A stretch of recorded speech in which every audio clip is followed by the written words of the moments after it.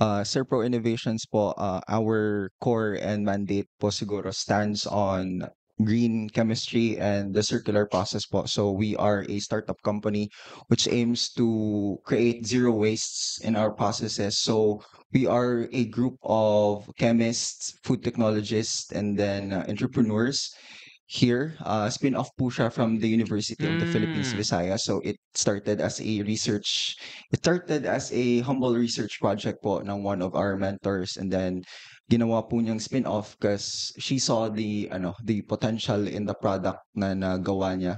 And we aim to valorize po aside from we aim to create or generate zero waste in our processes. We aim to valorize po yung mga waste ng agriculture and aquaculture industries. Nakita po namin na meron pong functional ingredient from the calamansi waste spills, which is pectin.